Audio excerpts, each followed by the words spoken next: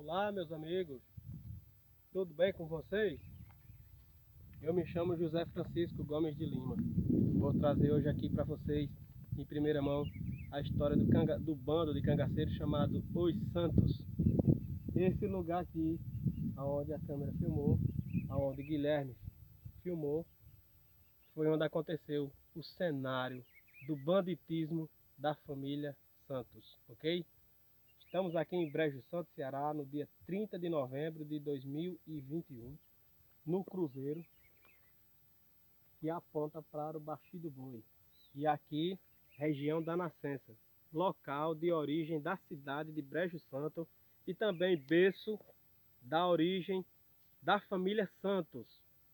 Santos essa que deu origem ao bando de cangaceiros Santos, que essa família deu nome à cidade de Brejo Santo. Você sabia disso? Você que mora aí em Brejo Santo, aqui, você sabia que a sua cidade tem esse nome por causa de um bando de cangaceiros? Não se envergonhe, ao mesmo tempo, não se impressione na história, porque só está começando aqui agora. Eu vou apresentar para vocês a história desses cangaceiros. Aconteceu aqui embaixo. E palmo a palmo dessa terra nós vamos andar agora. E eu vou contar tintim por tintim a cada um o que foi que aconteceu. Mas antes de nós começar o vídeo, eu quero que vocês se inscrevam no nosso canal, Lampião Governador do Sertão.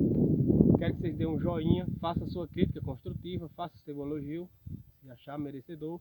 E desde já eu quero mandar um abraço para minha amiga, editora-chefe Lucy Guimarães, ok? Antônio Marcos. E para nós iniciar o nosso material, eu quero ler aqui o que está escrito no livro de Lampião, o Rei dos Cangaceiros, de autoria de Billy James Chandler, na página 15. Veja o que consta. Nas sociedades rurais subdesenvolvidas, o banditismo sempre captou o interesse e a fantasia do povo.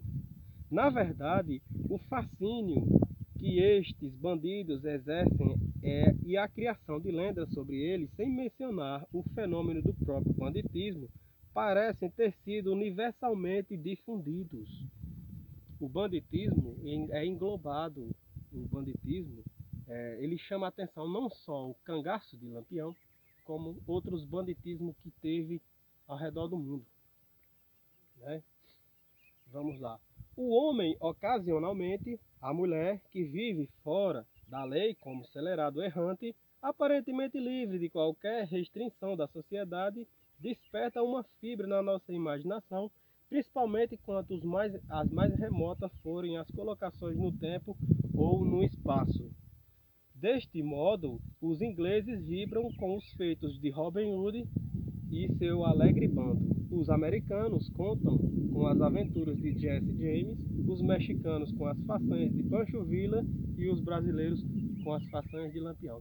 Então, meus amigos, hoje eu quero apresentar para vocês o bando dos Santos, cerca de 80 anos antes de Lampião. Eu me chamo José Francisco e convido você a acompanhar nós aqui nesse maravilhoso cenário aqui, onde vai acontecer o destroço de gravação.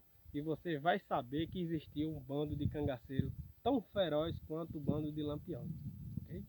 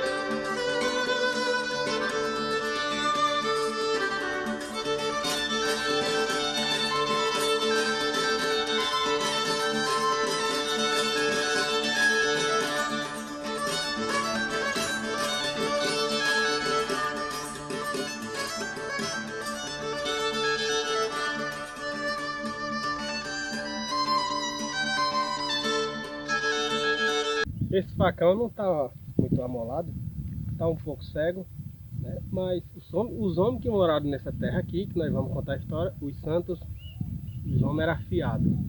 Não era amolado, não era afiado. O bom, o interessante seria eu contar a história daqui, dessa região, ok? A primeira pessoa a chegar nessa região foi uma mulher chamada Maria Barbosa, que em 1700 e pouco chegou aqui nessas bandas, veio morar em Porteiras. Ninguém sabe dizer se é a verdade, se ela veio morar em Porteiras, mas tem alguns documentos que falam o nome dela. E ela adquiriu essas terras aqui, naquele tempo era tipo poceiro, tinha o seismeiro, o poceiro era o que invadia, tipo um sem terra de hoje. Então ela morava, tinha uma propriedade em Porteiras, que é aqui do lado, e nós estamos em Brejo Santo, e um dia os porcos dela veio para cá, porque aqui tinha uma nascente d'água, e esses porcos voltaram com os mocotó sujos de barro. Então ela possuía um bocado de escravo, a Maria Barbosa, ela foi e disse: meus escravos, vão siga o rastro desses porcos para ver onde é que tem essa água, porque naquele tempo deu uma seca muito grande. Então os escravos vieram por aí, provavelmente passaram por aqui, por esse caminho velho. Chegaram ali na frente, acharam uma nascente de água, ok? A nascença de Brejo Santo, a nascente de Maria Barbosa, a nascença. Nós estamos indo para lá agora, vamos? É isso aí, meus amigos. Estão gostando do material? Sou eu aqui, José Francisco, historiador amador e pesquisador do cangaço, e convido vocês a conhecer um pouquinho sobre a vida dos santos. Mas até a gente chegar nos irmãos santos, é bom a gente saber quem foi Maria Barbosa, a mulher que chegou na região primeira. Em relação à documentação e a materiais históricos, tais como literatura, por exemplo, ainda é muito pobre em relação a isso. O objetivo desse material é justamente explorar esse buraco negro da história de Brejo Santo. A pouca literatura que a gente tem faz com que a gente estude mais em certos pontos e deixar os outros sem estudar. Nesses pontos de pesquisa, a gente vai focar agora na revista Itaitera, que era um órgão do Instituto Cultural do Cariri. Lá consta o esboço histórico do município de Brejo Santo, escrito por Otacílio e Selme Silva. No segundo parágrafo da página 190 do esboço histórico de Brejo Santo, o autor coloca: figura lendária. Maria Barbosa é apontada como baiana viúva, mãe de 2 filhos varões, dona de fazendas em Porteiras e residente na Bahia. Dali nunca saíra, ao que se diz. Sua fazenda, Brejo, seria erguida por um dos filhos. A própria tradição é omissora nessa particularidade. Embora não existam documentos que atestem a veracidade da tradição oral, o nome da discutida fazendeira ficou vinculado à terra. De fato, Brejo da Barbosa foi o nome que substituiu a Fazenda Brejo, ou Sítio Brejo, e recebeu o topônimo Brejo dos Santos, penúltima denominação do atual município. Não é vaga, portanto, a denominação de Brejo da Barbosa, cujo nome está autenticado na Seis-Maria, pela qual o alagoano tenente-coronel Antônio Mendes Lobato e Lira adquiriu terras naquela região aos 28 de janeiro de 1714. E para finalizar a leitura da página 190, Otacílio Anselmo Silva escreve no sexto parágrafo: a denominação Brejo da Barbosa está mencionada em 11 escrituras de compra e venda a favor de José Jacinto de Araújo, atual proprietário do sítio Nascença. As referências de Otacílio Anselmo Silva foram Padre Antônio Gomes de Araújo, um civilizador do Cariri, página 6. É importante também falar que há divergência entre pesquisadores e historiadores sobre se Maria Barbosa sequer existiu nessa região ou não. Há muita divergência. Alguns afirmam também que ela chegou a existir, mas tinha essas terras através de procuração. Portanto, nem aí ela botou os pés de acordo com isso. Ao mesmo tempo, é muito confuso associar uma mulher sendo dona de várias terras e de muitas posses, para aquele tempo em que tudo era movido no braço do homem. Irmãos santos, para a gente começar a falar um pouquinho deles, eu fiz umas contas aqui, tive um cuidado de fazer umas contas, E eu vou mostrar para vocês o período desses homens aqui e me basear também em outros bandos também, ok? Por exemplo, quando eu for falar aqui em datas, eu vou falar sempre nas mortes, porque foram mais marcantes. Por exemplo, a morte de Lampião em 38, ela é mais marcante, né? Então a morte dele. Então vamos lá. Porque se eu for botar no auge, no apogeu ou no nascimento do bando ou quando surgiu, é muita data. Então eu vou focar mais nas mortes, ok? Então vamos lá. Em 1850, esses homens aqui morreram, os santos. Olha só, viu? Primeiro, para você ter ideia, nessa região, o cangaceiro mais famoso que teve aqui, sem ser Lampião, foi João Calango. João Calango foi visto a última vez aqui em Brejo Santo em 1879. Os santos morreram em 1850.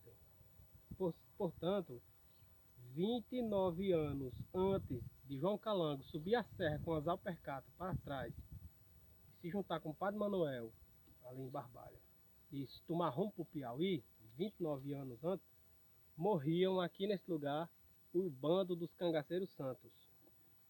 Também, em 1850, após a morte desses homens, surgiu dois bandos de cangaceiros, que foram os serenos e foram os chios, ok?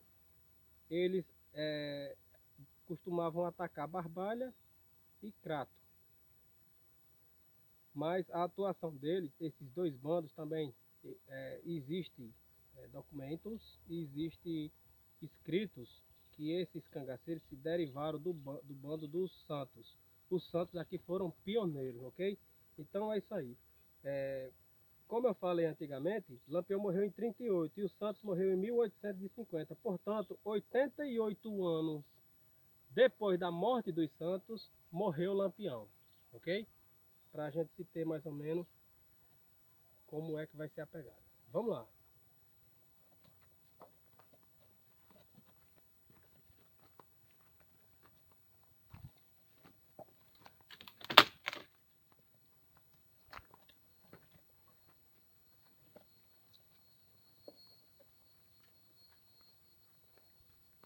Aqui, esses homens brigaram tanto, os cangaceiros santos, chamavam tanto a atenção, que aqui na nascença, à redondeza, existiam vários sítios. Existia um sítio chamado Emboscadas. Existia um sítio chamado Ingado Bacamarte. E existia um lugar chamado Riacho do Sangue.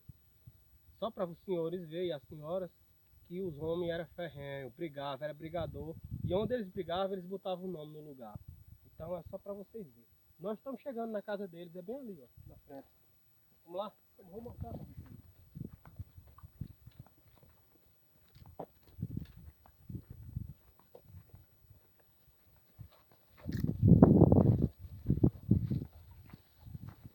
Ali, logo mais, a cidade de Brejo Santo.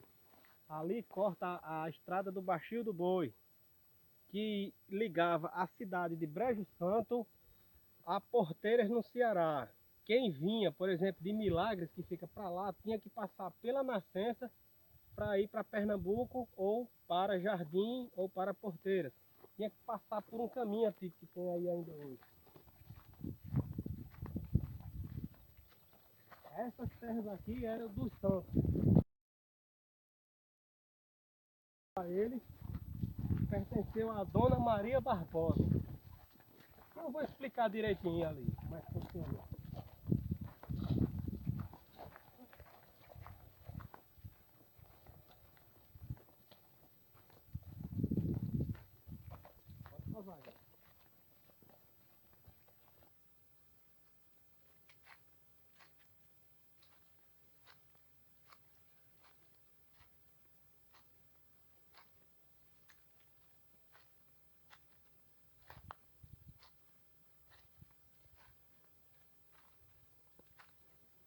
Meus amigos, nós chegamos finalmente na Casa dos Santos, na antiga Fazenda Nascença, ok?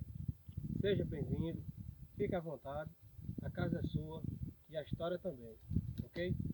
Eu vou explicar para vocês aqui, com documentos, com fontes, o que foi que aconteceu nesse lugar. E você já também deve estar agoniado. Poxa, Francisco, que foi? Conta logo o desmantelo, rapaz. Mas vamos lá. Aqui é o que restou da antiga moradia da Nascença e do engenho velho, famoso engenho da Nascença. Esse engenho já pertenceu a grandes pessoas de nome aqui, né? Como, por exemplo, um caudilho pernambucano, né? Então vamos lá. Vamos começar. Dona Maria Barbosa. Bom, o fato é que, estando na nascença ou não, Maria Barbosa teve o seu nome em documentos antigos, e logo seu nome esteve ligado à terra. Otacílio Lanciame Silva, Padre Antônio Gomes de Araújo, Joaquim Amaro escreveram o nome de Maria Barbosa em suas obras. Afinal, nós vivemos numa sociedade machista, incapaz de reconhecer a força de uma mulher. Agora imagina isso no tempo de Maria Barbosa. Neste caso, preferimos finalizar com a obra de Fernando Maia da Nóbrega, de Brejo da Barbosa a Brejo Santo. Breve sinopse do município, Brejo Santo, Ceará, 1981, onde na página 17 o autor coloca: Dona Maria Barbosa. É verdade inconteste de que os primeiros ocupadores de nosso solo não foram os sesmeiros. Tanto assim que, no caso particular de Brejo Santo, não consta nem escritos nem em tradição oral a presença do sesmeiro Antônio Mendes Lobato e Lira em nossas terras. E no segundo parágrafo o autor coloca: entretanto, a crônica, posto que amalgamada com a lenda, nos dá informes da presença marcante de uma viúva baiana conhecida por Maria Barbosa. E na sua opinião, você concorda sim ou não com a nossa pesquisa? E os autores, o que vocês acham? Realmente vocês acreditam que Maria Barbosa esteve em Brejo Santo ou não? Deixe seu comentário abaixo e nos ajude na pesquisa. Chegando, ela fez a nascença, depois fez um engenho, fez uma casinha. Vamos lá. Gonçalo de Oliveira Rocha, feitor e comprador da Fazenda Nascença, ele era alagoano. Seu nome apareceu nas crônicas eclesiásticas no dia 20 de maio de 1879. Então vamos lá. Esse homem era um alagoano. Chegou para cá, se tornou feitor de Dona Maria Barbosa. Com o tempo, ele se tornou um tenente. Então, ele casou com Joana Martins de Moraes. Joana Martins de Moraes faleceu em 1799, com 96 anos.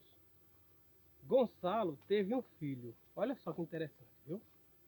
Gonçalo teve um filho chamado Gonçalo de Oliveira Rocha Júnior, que herdou a nascença e herdou seu nome, e este se transformou no Capitão Gonçalo. Já é o segundo Gonçalo, né? O Capitão Gonçalo. Capitão Gonçalo de Oliveira Rocha casou-se com Joana Maria das Virgens ou Joana Martins de Moraes. Estas fontes que eu estou falando está no livro Brejo Santo, Sua História e Sua Gente, de Fernando Maia da Nóbrega, de 1981. Olha só o que é que o livro diz. Olha só o que no livro de Fernando Maia diz, viu? Abre aspas. O capitão Gonçalo de Oliveira Rocha Júnior passou desde cedo a ser conhecido pela crônica como mandão e truculento. É fato Seu gênio violento envolveu-se em constantes desavenças em Missão Nova.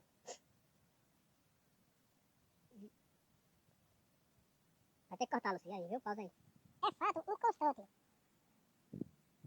Pausa de novo. Então, olha só. É fato inconteste. Seu gênio violento. Então, olha só. É fato inconteste. Seu gênio violento envolveu-se em constantes desavenças em Missão Nova, vindo a morrer em consequência no sítio Cantagalo, sobre um cerco policial em 1824. Vocês vejam que este homem era valente.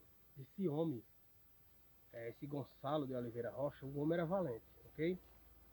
Mais pra frente eu posso até contar como é que ele morreu. E também eu quero aqui mandar um abraço para o amigo Júnior, né? Júnior de Jardim, um profundo conhecedor, acaba 10 demais, hein?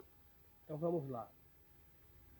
O capitão Gonçalo de Oliveira Rocha e Joana Maria das Virgens tiveram 9 filhos: Pedro, Francisco, Davi, João, Manuel, Cosmo, Antônio, Joaquim, Ana e Inácio de Oliveira Santos.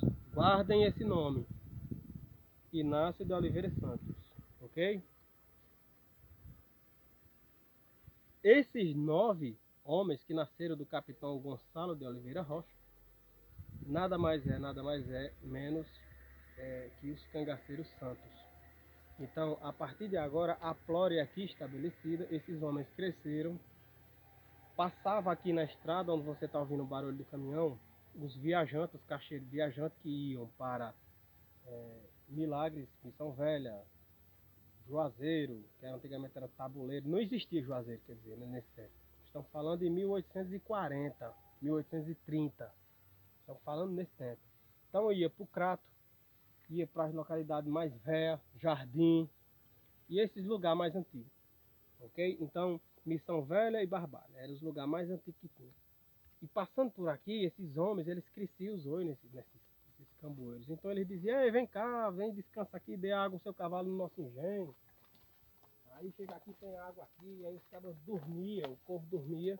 E quando era de madrugada, sorrateiramente, os homens dormindo lá, eles vinham com um punhalzinho desse aqui, ó, sangrava, pegava os pertences, roubava, surrupiava lá, tudo e tal.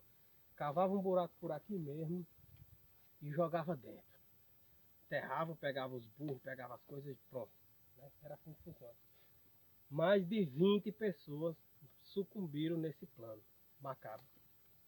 As pessoas notavam que muita gente saía de Pernambuco, de Salgueiro, por exemplo, de outras localidades mais antigas ainda, principalmente de Serra Talhada, e passando por aqui, e vindo de Jardim também, ficava por aqui, nunca chegava no lugar desejado. Ou seja, nunca chegava no Cariri e nunca chegava no Pernambuco. Parava em algum lugar.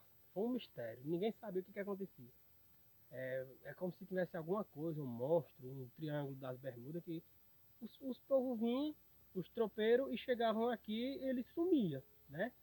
Então isso daí durante muito tempo, houve a história de lenda, de gente aí que sumiu, porque tinha monstro do negro do mato, e essas coisas. Vamos lá. Para continuar aqui a nossa gravação, seguindo, contando a história dos meninos que viraram bandoleiros, começaram a roubar os viajantes que passavam, matavam e enterravam por aqui, esses cantos aqui, ó. Aqui, quando foi um certo tempo, vieram fazer cerca aqui, vieram fazer alguma coisa aqui nesse lugar e acharam ossadas assim de muita gente, muitos crânios, acharam muitas ossadas aqui. No livro de Joaquim Amaro, História do Banditismo da família Santos Chicote, diz o seguinte, abre aspas: ao Gonçalo chamava Velho Santos. Gonçalo, pai dos Santos, chamava o Velho Santos. E a ele e os filhos, juntamente, Santos, da Nascença ou do Brejo, conjunto com o... Pausa aí.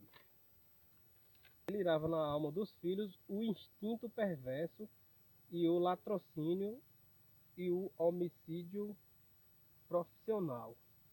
Ele diz aqui que o velho batia nos filhos, ensinava tudo que não presta para os filhos, para os santos.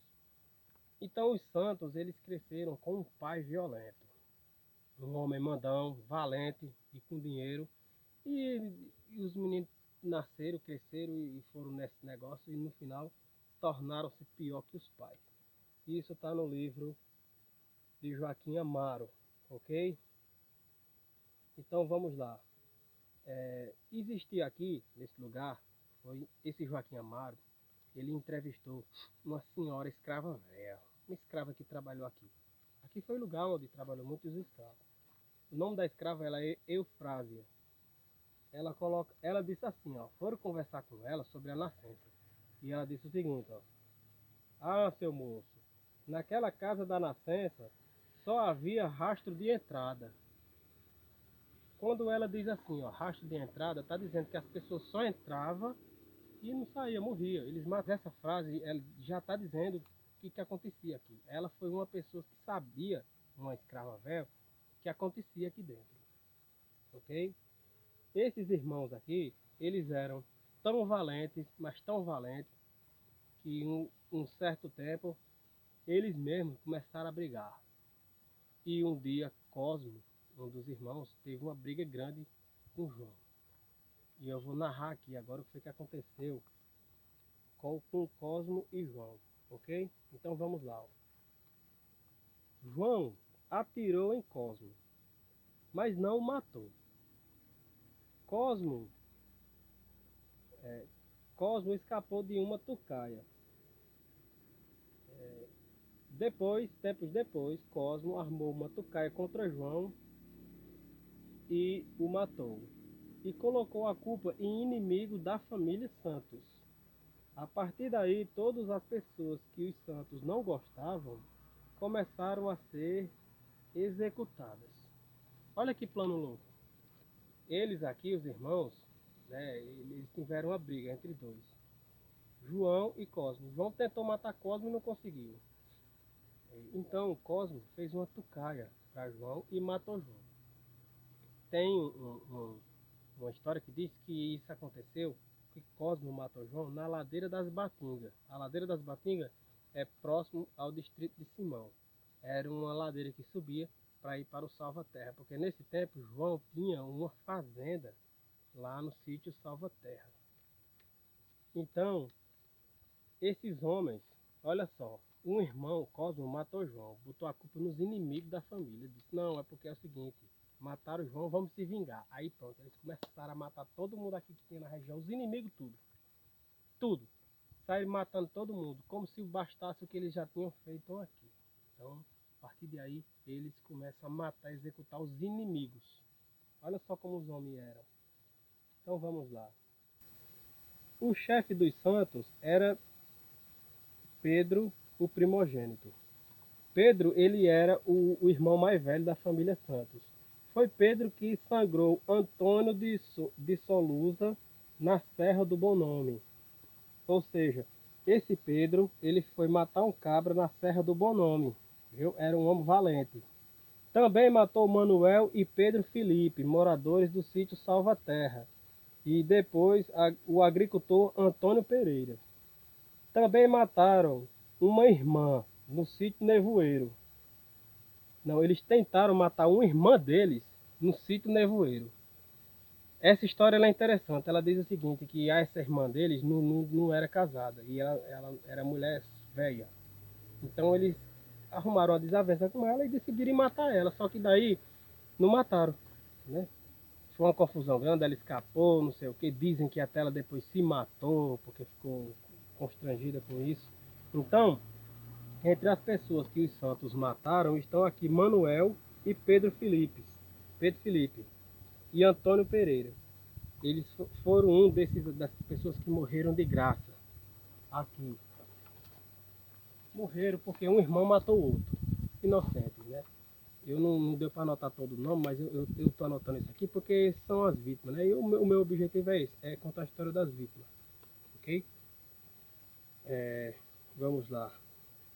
Esse Pedro, é interessante, esse Pedro e Manuel Felipe, eles eram da Serra do São Felipe, próximo ao Pontal da Serra.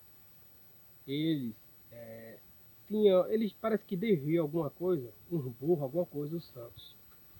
E não estava pagando, era uma coisa assim. Então eles mandaram chamar os homens para cá.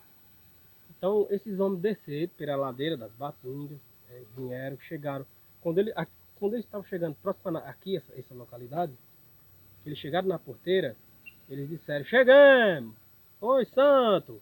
Aí os cabas daqui de dentro da casa pegaram as armas e todo mundo atiraram nos coitados. E eles morreram a uma próxima porteira que tinha por aqui assim. Que aqui é a casa. Eles estavam aqui. quando esses homens chegaram na porteira, que ia entrar para saber o que era que o santo estava chamando, eles pensavam que era para trabalhar. Então, quando eles chegaram na porteira, eles daqui alvejaram os homens e mataram e vieram enterrar os homens aqui, ok? Então, isso daí é uma das pequenas coisas, né? Com o tempo, esses homens criaram fama, como eu falei. Aqui, onde eles brigaram, ficaram conhecidos como Engado Bacamarte, Riacho do Sangue. E tudo. Os deles brigavam, eles deram o nome aqui na região. Eles fizeram a fazenda Nascença, mas parece que eles não queriam viver da terra, não. Os homens eram ruins, gostaram daquela vidona. O negócio começou a mudar a partir de um momento que eles invadiram a cidade de Milagres. Então, eu vou aqui falar o que foi que aconteceu nessa invasão a Milagres. Depois de matar muita gente, então vejamos aqui, a situação mudou. Quando eles matavam os coitados aqui, enterravam, sumiam as pessoas, estava indo. Mas quando eles invadiram Milagres, olha só o que aconteceu. Depois de matar muita gente nas emboscadas para roubar ou por vingança, os santos ficaram temidos na região de Brejo Santo e no Cariri. Eles ganharam o nome. Esse lugar aqui ficou os santos do armário. Ninguém podia falar desses homens não. Os homens eram temidos. Era na boca miúda o nome deles, né? Um dia um cangaceiro do bando decidiu ir a Milagres. Chegando na cidade, ele foi reconhecido e preso, né? Olha só, eles roubavam por aqui, matavam e tudo, mas quando um cabra do bando dele chegou em Milagres, foi reconhecido e preso. A história diz que foi um dos irmãos santos mesmo, foi um deles mesmo, que foram lá, não foi do bando, que o bando tinha de 15 a 20 homens, mas um dos irmãos foi lá para beber e foi preso. No outro dia chegou uma carta de Brejo, endereçada a Manuel de Jesus, que era quem cuidava da vila. Manuel de Jesus, ele era tipo um delegado. Os santos então ficaram sabendo, no mesmo dia, que o irmão foi preso. E no outro dia eles fizeram a carta e mandaram: solte o nosso irmão. A carta era essa. Agora veja só o que foi que citou aqui no livro de Joaquim Amaro, em História do Banditismo e da Família Chicote, Santos Chicote, escrito aqui por uma pessoa, Fernando Maia, aqui de Brejo Santo. Olha só o que foi que ele diz. Reuniu-se, olha só, quando os santos mandaram a carta para lá, para Milagre, e o delegado não soltou o cabra, olha só o que aconteceu. O autor diz, reuniu-se todos e partiram. Chegando em Milagres, a galope, arrombaram logo a porta da cadeia e dela tiraram o preso criminoso. Ou seja, eles saíram daqui de cavalo, todos. Chegaram lá, invadiram a cidade, arrombaram a porta lá e tiraram o preso. Depois fizeram arruaças com o intuito de provocar Manuel de Jesus e matá-lo então. Frustrado o plano, voltaram para o seu covil, porque Manuel de Jesus, ele se escondeu. A verdade foi essa. Ele tinha 4, 5 cabas lá à disposição dele, mas vendo aqueles homens tudo chegando a cavalo de Bacamarte, ele recuou, se escondeu para não ser morto, porque além da cidade ser invadida e o preso ser tirado da cadeia, a cadeia ser estourada, o delegado se escondeu e foi procurado para ser morto, ok? Então olha só como é que os homens eram. Nós estamos falando aqui de gente ruim, caba ruim, gente valente, valente ao extremo. É essa gente que nós estamos falando. Então, o resultado das depredações, olha só. Manuel de Jesus não resistira, porque não dispunha naquele momento de inesperado de homens armados suficiente. É o que eu já acabei de falar. Isso está no livro História do Banditismo da Família Santos Chicote, de Joaquim Amaro. Ok?